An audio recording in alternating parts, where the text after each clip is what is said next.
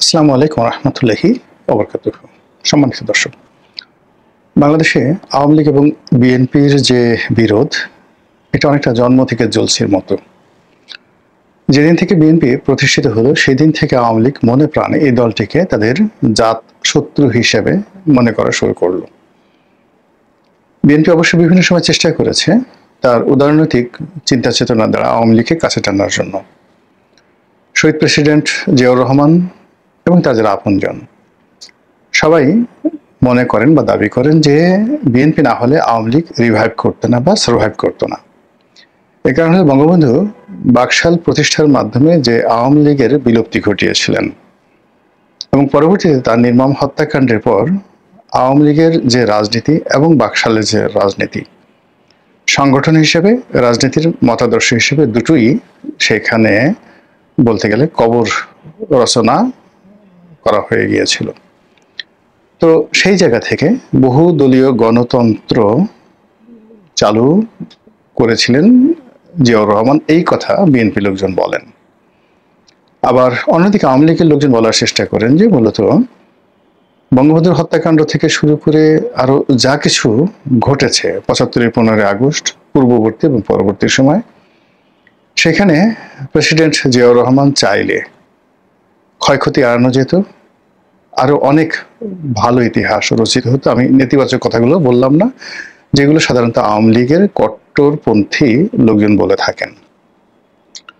তারা বলার চেষ্টা করেন যে আচ্ছা ভালো কথা, আওয়ামী লীগকে রিভাইভ করেছেন, বঙ্গবন্ধুর দলের প্রতি তিনি রহম করেছেন, ভালো কথা, তাহলে ৩২ নম্বর কেন তালাচাবি দিয়ে রাখা হয়েছিল এবং শেখ হাসিনা বিদেশ থেকে এসে কেন ৩২ নম্বরে থাকার অনুমতি পাননি? কিংবা যখন শেখ হাসিনা বিদেশ থেকে এলেন তখন ঢাকা শহরে তাকে যেন কেউ বাড়ি ভাড়া দিতে না পারে বা বাড়ি ভাড়া না দেয়, এই জন্য বিভিন্ন বাড়িওয়ালাদেরকে কারা ভয় ভীতি দেখিয়েছিল, এই বিষয়গুলো আওয়ামী লীগ বলার চেষ্টা করে। পরবর্তীতে ৮০-র দশকে যখন এরশাদ বিরোধী আন্দোলন হয়, তখন সঙ্গত কারণে এরশাদের দ্বারা বিএনপি ক্ষমতাচ্যুত হয়েছে এবং এরশাদকে তারা জাত শত্রু মনে করত। আর আওয়ামী লীগ সবসময় যেই কাজটি করেছে সেটি হলো পলিটিক্যাল সিদ্ধান্ত বা রাজনৈতিক সিদ্ধান্ত গ্রহণের ক্ষেত্রে তারা এত দ্রুত সিদ্ধান্ত নিতে পেরেছে যেটি বিএনপি বা জামাত কখনো সেটা পারেনি। খুব দ্রুত তারা সিদ্ধান্ত নিয়েছে ফ্রম দেয়ার ইনসেপশন, তাদের শুরু থেকে একেবারে আজ পর্যন্ত যে পলিটিক্যাল যে সিদ্ধান্তগুলো অনেকটা ঝড়ের গতিতে, রকেটের গতিতে তারা নিতে পেরেছে। এবং এই কারণে যখন এরশাদের সঙ্গে তাদের একটা সমঝোতার সুযোগ আসলো 1986-এ, তারা কিন্তু দেরি করেনি। আবার ১১-এর সময় যখন একটি সমঝোতার প্রস্তাব এলো মঈনুদ্দিন ফখরুদ্দিন এবং ভারতের পক্ষ থেকে, তারা কিন্তু দেরি করেনি।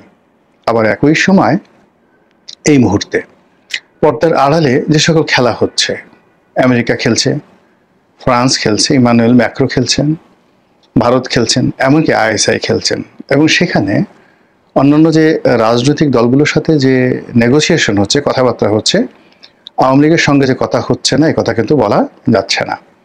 অবাক করার ব্যাপার হলো বর্তমান যারা রাজনীতি করছেন তাদের জন্য খুবই দুঃসংবাদের বিষয় হলো আওয়ামী লীগ যেভাবে ব্ল্যাঙ্ক চেক দিয়ে যাচ্ছে এবং যেভাবে যারাই তাদের কাছে যে প্রস্তাব নিয়ে যাচ্ছেন, তারা যে আন্তরিকতা নিয়ে যেভাবে তাদের সাথে একটা নেগোসিয়েশন করার চেষ্টা করছেন মূলধারা রাজনীতিতে ফিরে আসার জন্য, এটা তাদের প্রতিপক্ষ যারা তারা কেউ পারছেন না। এটা হলো রিয়ালিটি। এখন যেটা আজকের শিরোনাম, সে শিরোনামটা হলো যে প্রথম দিন থেকেই আওয়ামী লীগের সঙ্গে বিএনপির রাজনৈতিক বিরোধ, বঙ্গবন্ধুর সঙ্গে জিয়াউর রহমানের যে তুলনা, এই তুলনাটি বিএনপি যারা লোকজন তারা কেন করেন তারা ভালো জানেন। তারা বিএনপিকে বা শেখ মুজিবুর রহমানের সমপর্যায়ে প্রেসিডেন্ট জিয়াউর রহমানকে যে স্থান দিতে চান, এটা কোনো অবস্থাতেই আওয়ামী লীগের লোকজন মেনে নিতে পারে না। তারা এটা শোনার সঙ্গে সঙ্গে তেলে বেগুনে জ্বলে ওঠে, অসহ্য এবং অস্বাভাবিক বেদনা এবং কষ্টে তারা ছটফট করতে থাকে। তো এরকম যখন একটা অবস্থা তৈরি হয় বা পরিস্থিতির সৃষ্টি হয়, ঠিক সেই সময়টিতে আবার আওয়ামী লীগের লোকজন শহীদ প্রেসিডেন্ট জিয়াউর রহমানকে নিয়ে, বেগম জিয়াকে নিয়ে, তারেক জিয়াকে নিয়ে এবং বিএনপির দলকে নিয়ে যে সকল ন্যারেটিভ, যে সকল বক্তব্য বা বয়ান তারা সমাজে ইতিমধ্যে চালু করে ফেলেছে, এগুলো শুনলে যে কোনো মানুষেরই মেজাজ গরম হয়ে যাবে। এর মধ্যে অশ্লীলতা আছে, এর মধ্যে কুটচাল আছে, এর মধ্যে নানা রকম মিথ্যা তথ্য আছে, সত্যও আছে, সব মিলিয়ে একটা জগা খিচুড়ি তৈরি করে আওয়ামী লীগের যারা লোকজন তারাও মাইক হাতে মঞ্চে দাঁড়িয়ে পুরো বিএনপির বিরুদ্ধে যে কথাগুলো তারা বলে থাকে, তার ফলে বিএনপি এবং আওয়ামী লীগের মধ্যে একটা নদী তৈরি হয়ে গেছে, যেটিকে আপনি বলতে পারেন বিষের নদী, এ রিভার অফ পয়জন, বিষের নদী। এবং সেটা যেন তেন বিষ নয়, যেমন সাপের বিষ। তো সাপের বিষ খুব বিষাক্ত, কিন্তু দুর্গন্ধ ছড়ায় না। তো বিএনপি এবং আওয়ামী লীগের মধ্যে যে বিষের নদী, সেই বিষের নদী কেবল বিষাক্ত নয়, এটি দুর্গন্ধ ছড়ায় এবং এটি আশেপাশের পরিবেশকে নষ্ট করে ফেলে, পুরো রাজনৈতিক অঙ্গনের পরিবেশকে নষ্ট করে ফেলে। আর নষ্ট করে ফেলার ফলে এই যে বিষের নদীর দুই তীরে, এক তীরে আওয়ামী লীগ আর এক তীরে বিএনপি, সেখানে যারা বসবাস করেন তাদের মন, চিন্তা, চেতনা পরস্পরের জন্য বিষাক্ত হয়ে থাকে, উগ্র হয়ে থাকে। সময়ের প্রয়োজনে তাদের মধ্যে হয়তো বন্ধুত্ব হয়, কিন্তু সেটা খুব ক্ষণস্থায়ী। আমরা সেই ৭৫ থেকে শুরু করে আজ অবধি বিএনপির সঙ্গে, বিএনপি নেতৃবৃন্দের সঙ্গে মাঝে মধ্যেই সখ্যতা দেখেছি, তাদের হাসি মুখ দেখেছি, কিন্তু এটা ২৪ ঘন্টার বেশি টিকেনি। কিন্তু দীর্ঘমেয়াদে যেটি হয়েছে সেটি হলো তাদের মধ্যে শত্রুতা প্রবল থেকে প্রবলতর হয়েছে এবং এটি ক্রমশ বাড়ছে। যখন বিপ্লব হলো, বিপ্লবের পরে সবাই আশা করেছিল যে একটা নতুন পরিবেশ আসবে, সেই পরিবেশে আওয়ামী লীগ অবনত হবে, আওয়ামী লীগ অনুশোচনা অনুভব করবে, অবনত হয়ে তারা অনেকের সঙ্গে সন্ধি এবং বন্ধুত্ব করার জন্য তদবির করার চেষ্টা করবে। কিন্তু ওই যে তাদের সাবেক মন মানসিকতার কারণে তারা অতীতের যে কোনো সময়ের চাইতে উগ্র, প্রতিহিংসা পরায়ণ এবং আগামী দিনে আরো বেশি করে শক্তিমত্তা অর্জন করে অতীতে যে কাজগুলো করেছে ওই কাজগুলো আরো শক্ত হাতে, দৃঢ় হাতে, দক্ষতার সাথে করার জন্য তারা রীতিমতো জিদ ধরে বসে আছে।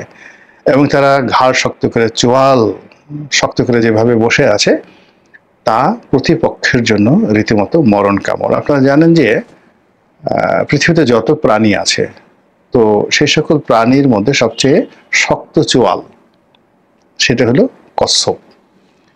কচ্ছপ যদি আপনাকে কামড় দেয়, আপনি কখনো ছোটাতে পারবেন না, ওর গলা কেটে ফেলতে হবে কেঁচি দিয়ে।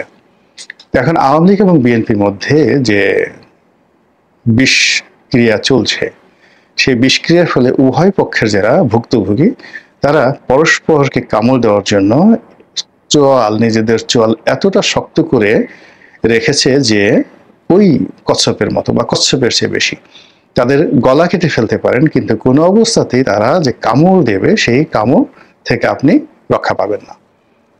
আওয়ামী লীগ কামড়িয়েছে যখন তারা ক্ষমতায় ছিল, আর এখন বিএনপি কামড়াচ্ছে, যেহেতু তারা ক্ষমতা আসছে অথবা আছে, অথবা একটা সুন্দর সুযোগ তাদের রয়েছে। এর ফলে কি হলো, ওই অতীতের যে কামড়াকামড়ি, অতীতের যে সম্পদ নিয়ে টানাটানি, পদ পদবি নিয়ে টানাটানি, দখল, চাঁদাবাজি, যা কিছু নিয়ে যে প্রতিযোগিতা, এটা এখন এমন একটা পর্যায়ে চলে গেছে, এটি এখন একপাক্ষিক হয়ে গেছে। আওয়ামী লীগের জামানাতে বিএনপি কিছুটা হলেও সুযোগ সুবিধা পেত, কিছু ব্যবসা বাণিজ্য তারা নীরবে নিভৃতে করত, আওয়ামী লীগের লোকের সঙ্গে নেগোসিয়েশন করে তারা করত, তারা নিজেদের অস্তিত্ব তারা বজায় রেখেছিল গত 15টি বছর ধরে। কিন্তু গত 1 বছরে বিএনপি এমনভাবে পুরো যেখানে স্বার্থ আছে সেখানে তারা এমন সংঘাত তৈরি করেছে যে আওয়ামী লীগ সেখানে মানে আশা তো দূরের কথা, উকি ঝুঁকি দেবে এইরকম দুঃসাহস আওয়ামী লীগের নেই। ফলে উভয়ের মধ্যে যে বিভেদ, বিসংবাদ, বিষের নদী, এটি এখন এক ভয়াল পদ্মা নদীতে রূপান্তরিত হয়েছে। তো যখন এরকম একটা ঘটনা ঘটে, আপনি ধরুন পদ্মার তীর ভাঙে, তো সেখানে সেই পদ্মা নদীতে বিলীন হয়ে যাওয়া জমি কেনার জন্য কিন্তু কাস্টমারের অভাব হয় না।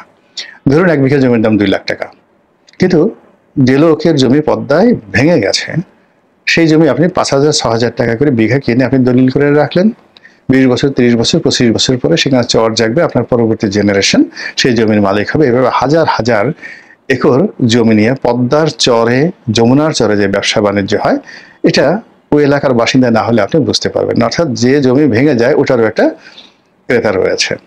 পদ্মার পরে মসজিদ থাকে, মন্দির থাকে, বাড়ি থাকে, ঘর থাকে, গাছ থাকে, পালা থাকে, সেগুলো ভেঙে যায়। সেগুলো কেনার জন্য কাস্টমার রয়েছে। তো কাজেই আওয়ামী লীগ এবং বিএনপির মধ্যে যে বিভেদ, বিসংবাদ, প্রতিহিংসা, জিঘাংসা যা কিছু চলছে, এগুলোকে নিয়ে ব্যবসা বাণিজ্য করারও লোক আছে এবং সেই লোক অনেক অনেক দক্ষ। এই মুহূর্তে যারা আওয়ামী লীগ এবং বিএনপির এই বিরোধকে নিয়ে যারা ব্যবসা করতে চাচ্ছেন বা করছেন, যারা লাভবান হওয়ার চেষ্টা করছেন, তাদের মধ্যে সব দিক থেকে এগিয়ে আছে জামায়াত ইসলামী বাংলাদেশ। তো আপাত দৃষ্টিতে জামাতকে যখনই আপনি ক্যালকুলেশন করতে যাচ্ছেন, সঙ্গে আপনি সেখানে এনসিপিকে পাবেন, ডক্টর মোহাম্মদ ইউনূসকে পাবেন, রাষ্ট্রশক্তিকে পাবেন, তারপরে সেখানে আপনি চরমোনাইকে পাবেন, অন্যান্য ইসলামী দলগুলো পাবেন, এবং গোপনে আরেকটি সন্দেহ, নাম, অবিশ্বাস সেটাও পেয়ে যাবে। তা হলো তলে তলে ভারতের সঙ্গে আওয়ামী লীগের সঙ্গে জামাতের একটা যোগাযোগ চলছে। হয়তো না, হয়তো একেবারে অসম্ভব, কিন্তু এই যে প্রচারণা চলছে, এটা রাজনৈতিকভাবে জামাতের যে আত্মবিশ্বাস যে পর্যায়ে নিয়ে যাচ্ছে, তার বিপরীতে বিএনপি ক্রমশ যেভাবে একা একা রাজনীতি করছে, যেভাবে একাকী হয়ে পড়েছে, এবং যেভাবে মানে জামাতের যে কোনো ন্যারেটিভের বিরুদ্ধে তারা কোনো ন্যারেটিভ দাঁড় করাতে পারছে না, তাতে করে এখন যেভাবে মানুষ রাজনীতির হিসাব করছে, 3 মাস আগে কিন্তু এভাবে হিসাব ছিল না। আর আগামী 3 মাস পরে এইভাবে যদি চলতে থাকে, তাহলে হিসাবটা এমনভাবে পরিবর্তন হবে আপনি আমি কল্পনাও করতে পারছি না। মহান আল্লাহ আমাদের সবাইকে হেদায়েত দান করুন এবং হেফাজত করুন। আসসালামু আলাইকুম প্রিয় দর্শক, কথা বলেন আমাদের সবার পরিচিত প্রিয় গোলাম মাওলা রনি, সাবেক সংসদ সদস্য, লেখক এবং জার্নালিস্ট। অত্যন্ত গুরুত্বপূর্ণ আলোচনা করলেন বর্তমান বাংলাদেশের যে পরিস্থিতি, সেই পরিস্থিতি নিয়ে কথা বললেন, বর্তমান বাংলাদেশের যে অবস্থা, সেই অবস্থা নিয়ে কথা বললেন। প্রিয় দর্শক, বাংলাদেশের কঠিন একটি সময় বাংলাদেশ পার করছে, কঠিন একটি মুহূর্ত পার করছে। পার্বত্য চট্টগ্রামে অশান্তি, বিএনপির মধ্যে নানা রকমের অশান্তি আমরা দেখতে পাচ্ছি। জামাত ফুরফুরা মেজাজে চলছে, জামাতের অবস্থা বর্তমান খুবই ভালো। তারা 71 সালের পর থেকে এত ভালো আর কখনোই থাকেনি বলে অনেকেই মনে করছে। প্রিয় দর্শক, এই যে একটি অবস্থা চলে এসেছে এবং বিএনপির মধ্যে নিজেরাই মারামারি করছে, দখলদারিত্ব থেকে শুরু করে সকল ধরনের অপকর্ম করছে এবং বহিষ্কারও হচ্ছে। বহিষ্কার করেও কোনো কাজ হচ্ছে না। আওয়ামী লীগ ফিরে আসার জন্য চেষ্টা করছে, ফিরে আসবে কিনা আদৌ সন্দেহ। সামনে নির্বাচনকে কেন্দ্র করে রয়েছে ধোঁয়াশা, নির্বাচন হবে কিনা। এই নানা দিক নিয়ে আলোচনা করলেন গোলাম মাওলা রনি, সাবেক সংসদ সদস্য, লেখক এবং জার্নালিস্ট।